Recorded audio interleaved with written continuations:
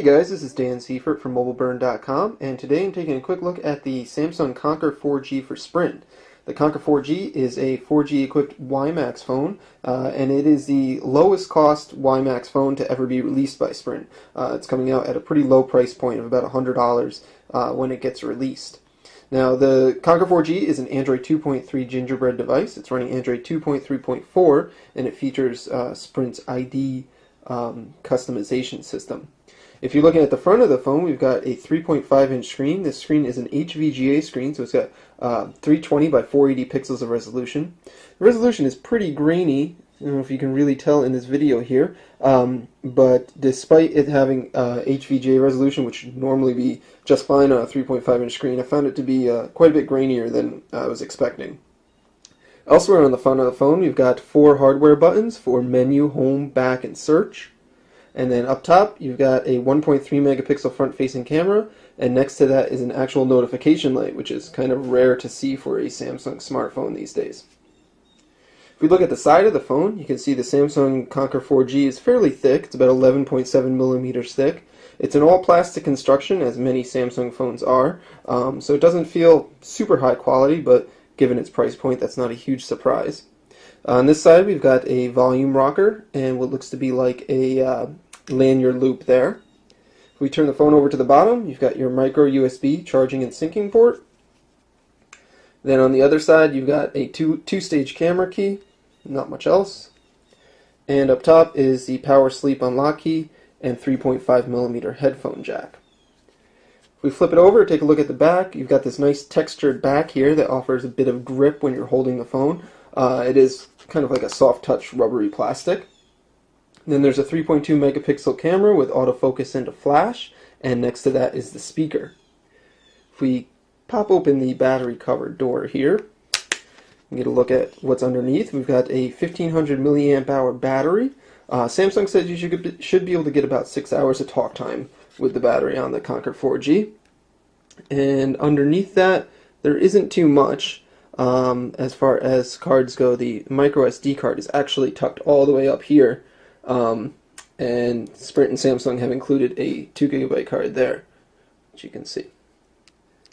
The Conquer 4G has about 540 megabytes of internal storage available for apps to the user, and of course you can move apps to the SD card if necessary. The version of Android that is installed on the Conquer 4G is pretty bone stock. It is Android 2.3.4, as I previously mentioned, and there isn't too much customization done to it, save for the Sprint ID button, which is down at the dock there, normally where the browser shortcut is. Otherwise, you've got 5 home screens that you can populate with shortcuts and widgets, and there's a number of instructions preloaded on each home screen to help you out for the first time that you're using it. The notification bar is bone stock. There's none of the shortcuts that we've seen on other Samsung phones up in the notification area. You can tap the home and hold the dots on the side to access a home screen quickly and easily. And of course, this grid here will open up your full application tray, which is again a stock application tray. There are a couple of customizations that Samsung has done. The email client is special, and it features some shortcuts at the top to access your various folders, which is nice and convenient, and something that we've seen on previous Samsung Android phones. You can manage multiple messages at once, and if you happen to have more than one email account set up, you can see both accounts in a unified inbox view. The email client supports formatted text, so you can have different colors and sizes and bold and italics, and it does feature pinch to zoom as well, as you can see there. Now, the Conquer 4G is powered by a Qualcomm Snapdragon processor, so it doesn't feature the Hummingbird processor from Samsung that we've seen in other Samsung devices, but it certainly is pretty fast for a mid-level or entry-level Android phone. It's not going to win any speed competitions against high-end phones or dual-core phones today, but it definitely gets the job done for most intents and purposes, and for the average user that would be interested in the Conquer 4G. The messaging client is bone stock. It is the same messaging client that we've seen on other stock Android phones. As you can see, your messages come up in a threaded conversation view. Samsung and Sprint have included the Swipe keyboard. This is an older version of Swipe. It doesn't have the newest features, so it doesn't give you the inline message or inline word selection that we've seen on more recent versions of Swipe, but it works just about the same. You can, of course, switch to the stock Android keyboard if that's what you prefer as well. Now, Sprint has not pre-installed too many applications on the Konquer 4G, so it's a fairly stock experience. The only ones that have really been pre-installed is a quick video app, which is there because the Google Talk application does not support the video calling feature, even though this is Android 2.3.4. So the quick video app uses the front-facing camera for video calling. Then you've got Sprint Hotspot for mobile hotspot functions, Sprint ID, which you can change the different widgets and pre-installed applications, Sprint Mobile Wallet service, and the Sprint Zone application. And other than that, you've got a visual voicemail application, and that's about it. I installed the Quadrant and the speed test apps to do some benchmarking, and the Elixir app for more information about specs, but other than that, it's pretty bone stock. Sprint has continued its practice of giving you the option to remove applications if you don't want them. However, because there aren't too many pre-installed on here, the only one that's removable from Sprint are the tutorial widgets there. But as you can see, you've got about 540 megabytes of app storage space, which is a fairly good amount. And of course, you can move them to the SD card if necessary. If we take a look at the browser is a pretty stock version of the Android browser. It is equipped with Flash. Flash Player 10.3 out of the box, so it does play back Flash videos. Let's take a look at our web page here, and by default it loads up our mobile web page. And if we go to the full site,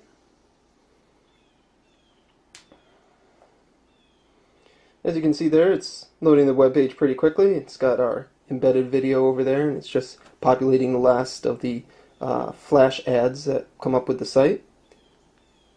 Double tap to zoom functions, and of course so does pinch to zoom. Not buttery smooth pinch to zoom, but it is fairly smooth and smoother than on other lower powered devices that we've seen.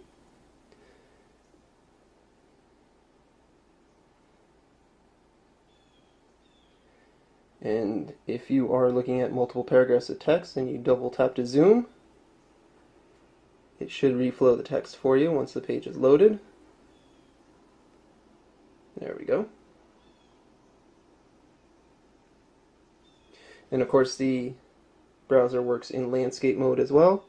And you can run multiple windows. If you hit the menu button, you can add a new window there, and then go back to switch between the ones that you have open. And we'll try to play our embedded video here, see if that works for us.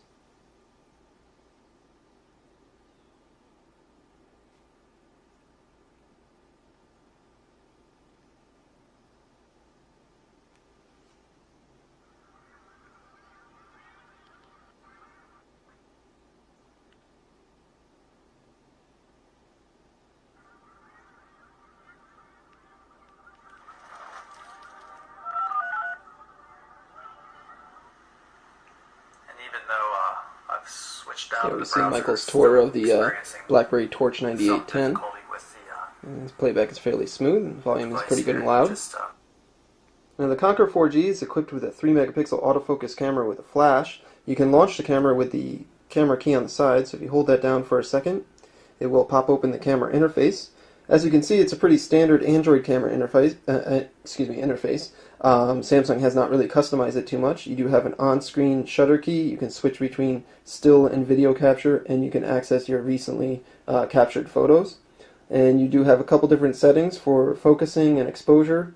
There's a few different scene modes that you can choose from, and you can customize the color effect on the images as well as some other photography controls. You can set your location if you'd like that, your white balance you can control, your flash controls are here, you can zoom in, as you can see there, however the volume keys do not zoom, which is a little surprising. And then if you hit this button here, you can switch between the rear 3 megapixel camera, or you can turn on the 1.3 megapixel front-facing camera there.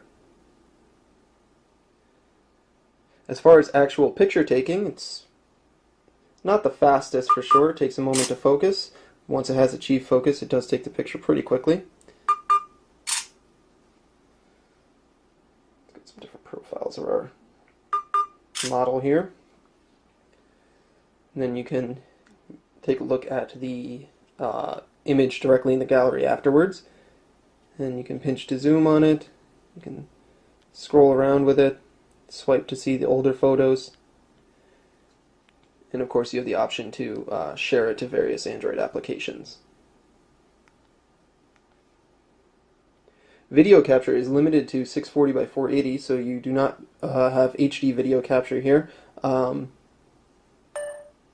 you can start and stop video with the button on the screen there. It will not autofocus while it records, it doesn't seem.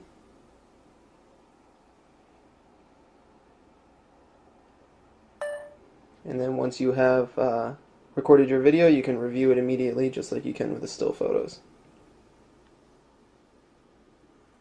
And you can start and stop video with the button on the screen there. It will not autofocus while it records, it doesn't seem. There you go. So there you have it. That's a Samsung Conquer 4G for Sprint. This is a 4G equipped WiMAX smartphone running Android 2.3.4 Gingerbread. It's got a 3.5-inch HVGA screen. We do wish the screen would be a little bit higher quality. I understand that Samsung was attempting to keep costs down with this particular model so that it could be introduced at a lower entry-level price. However, it would have been great to see the 3.5-inch screen that we saw on the Exhibit 4G for T-Mobile, which had an HVGA resolution. Otherwise, you've got an all-plastic body, fairly thick, about 11.7 millimeters. It's very lightweight, though. It's only 116 grams, thanks to the all-plastic construction. 3.2 megapixel autofocus camera with a flash, however no HD video. 1 GHz Snapdragon processor, so it certainly is snappy enough for most tasks and purposes. Samsung and Sprint will be releasing this phone soon. You can pick it up for about $100 on contract with a new 2-year agreement. So there you have it. It's a Samsung Conquer 4G. This is Dan Seifert from MobileBurn.com.